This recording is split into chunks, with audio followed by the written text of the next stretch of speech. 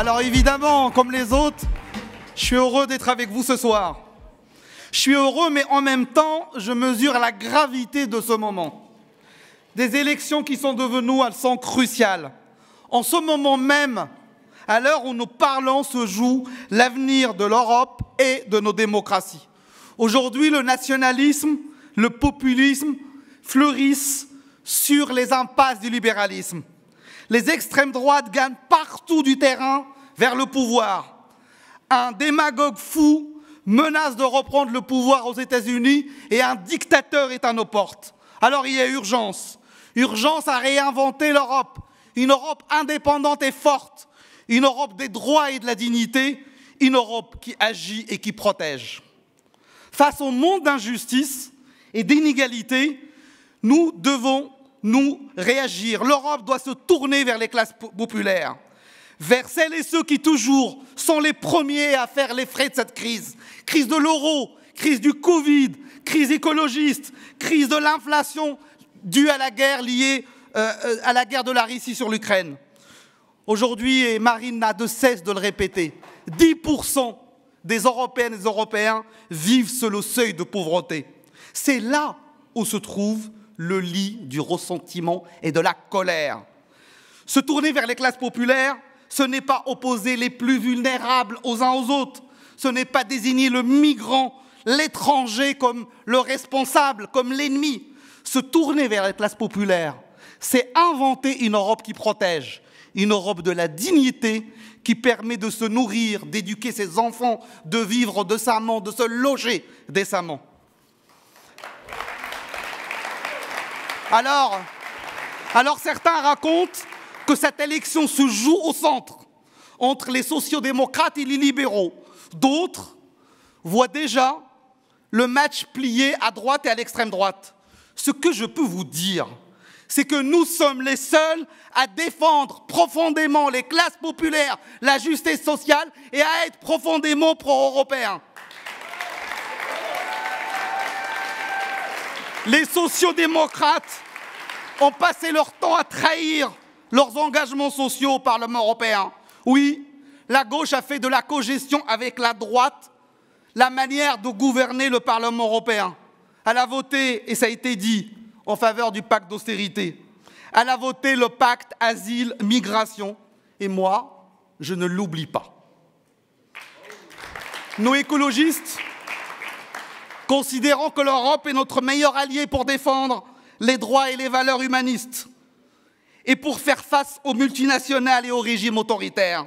C'est ce qui nous distingue d'une extrême gauche qui rejette l'Europe et qui multiplie ses ambiguïtés avec la Russie et la Chine. Regardez notre mandature. Nous avons obtenu des succès et pas les moindres.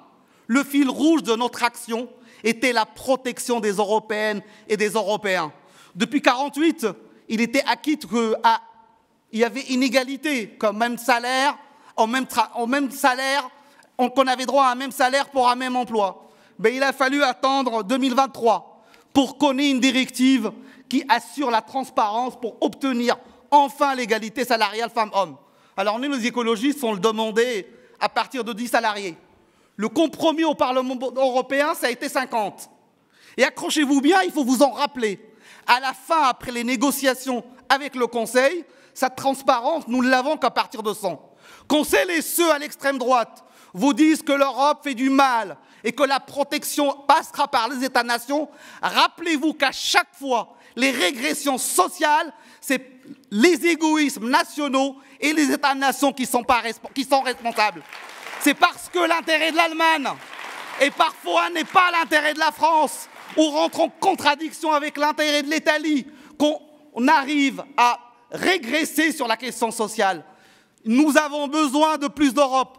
Un saut fédéral ferait du bien à nos concitoyens, comme il fera du bien à l'environnement et à la protection de la nature.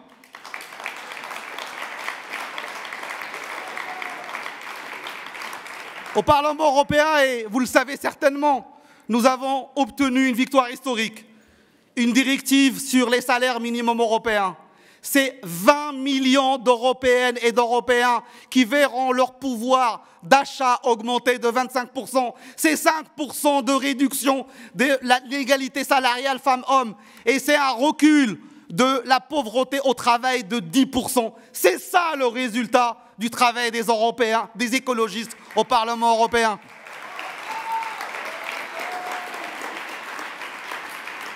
Et nous avons des idées pour le prochain mandat.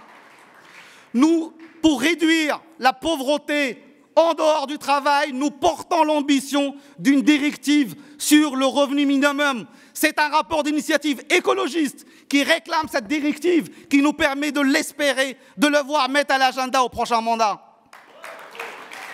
Nous défendons aussi la création d'un fonds dédié pour le logement, pour faire de la lutte contre le mal-logement, le logement de jeunes, une priorité au sein des 27.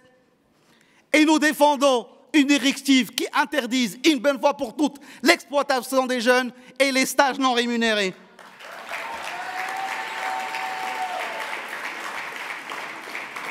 Alors vous l'avez compris, cette campagne ne fait que commencer.